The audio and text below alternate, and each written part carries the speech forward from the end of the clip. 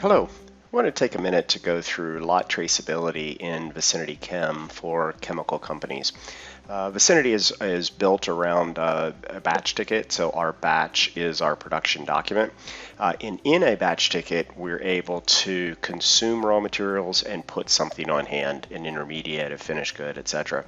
In this case, I pulled up a batch ticket that this is the formula for this batch ticket, and then in the end items area is what I'm planning to put on hand. So in this case, I'm consuming 5 kilos of this raw material, and more specifically, I'm consuming 5 kilos of this lot. These are the available lots I have in inventory, and I've told the system that I want to consume 5 kilos of VM001.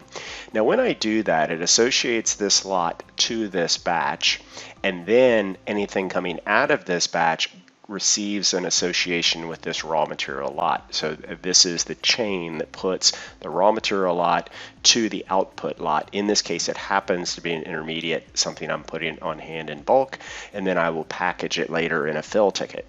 So in this case, I'm going to consume my 5, and let's say I need 10, and let's just say for argument's sake that I actually only got 9 out of this, so I had some loss associated with my process. Now the system is designed to assign the finished good lot number equal to the batch number. That is configurable by the user. As well, it can be overridden here. If there's a reason you need to give it another lot number, you can supply a lot number. So in this case, I'm going to be consuming this raw material lot, making that intermediate lot, and then there would be another fill ticket that would consume that intermediate lot and put it on hand in a finished good. From there, all I would do is post, and those transactions would happen. So let's go take a look at the actual lot trace inquiry. And let's go from DCRM02. That's that raw material that we were playing with. And here's that lot that we assigned into that batch. I'll go ahead and say I want to do an upward trace, in other words, from raw material to finished goods. And when I do that, I see all of the different batches and or lots that have been made from that raw material.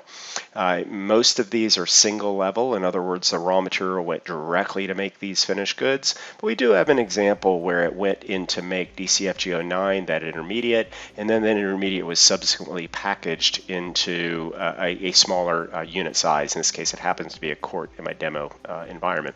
So you can see how quick it is to go from a raw material, specifically from a raw material lot, to a produced item. So this would be an example of a vendor, a supplier contacted you and said that I have a problem with this particular chemical, and you can go and look and see everything that it went into. We go one step further and actually have reports associated with this. They're configurable by you. My reports happen to be in Crystal, but can also be in SQL reporting services. But the whole idea behind this is it takes that inquiry, that data inquiry we just had on the screen, and actually puts it in a reportable format that you may want to send to somebody or have somebody go do further analysis. So in this case, we have component DCRM02, that specific chemical, this lot number. This is everything that it went into. This is just a paper representation of what you just saw. Going into DCFG09, and DCFG09 was packaged off to DCFG02. So we can do single level as well as multi-level lot trace. This can go as many levels down as necessary.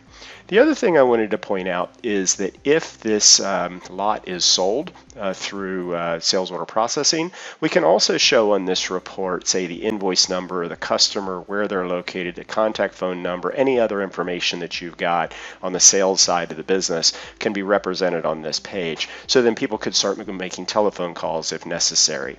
So the point here is it's natural to record raw material usage to an end item through a batch ticket, and that's all you have to do. Once you have that, a chemical company can then do a quick lot inquiry, taking it all the way down to a report, and this is a highly customizable report. Can look really any way you want it to look, getting it to a piece of paper or to the screen in a way that somebody can take further corrective action associated with it.